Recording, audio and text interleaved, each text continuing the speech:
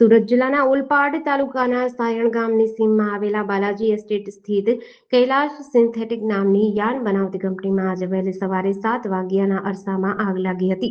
Short સર્કિટના કારણે આગ લાગી હોવાનું પ્રાથમિક અનુમાન સેવાઈ રહ્યું છે. આ આગે જોતજોતામાં વિકરાળ સ્વરૂપ ધારણ કરી લીધું હતું, જેના કારણે આખી કંપની આગની ચપેટમાં આવી ગઈ હતી. કંપનીમાં યાન અને અન્ય જ્વલનશીલ સામગ્રીનો મોટો જથ્થો હોવાથી આગ ઝડપથી ફેલાઈ હતી અને મશીનરી સહિતનો સામાન બળીને ખાખ થઈ ગયો હતો. ઘટનાની જાણ થતાં જ ફાયર વિભાગની 5થી વધુ ગાડીઓ દોડી આવી હતી.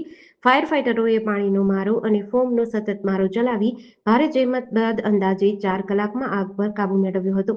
આગ લાગતા જ કંપનીમાં હાજર કર્મચારીઓ સમયસર બહાર નીકળી જતા મોટી જાનહાનિ ટળી હતી. જોકે કિંમતી મશીનરી અને યાનનો જથ્થો બળી જવાથી કંપનીના માલિક જીગરભાઈને લાખો રૂપિયાનું નુકસાન થયાનો અંદાજ છે. હાલ ફાયર વિભાગ અને સ્થાનિક પોલીસ દ્વારા આગ લાગવાના ચોક્કસ કારણ અંગે તપાસ હાથ ધરી છે. જેડીસી ન્યૂઝ સાથે સુનિલ ગાંજાવાલા, સુરત.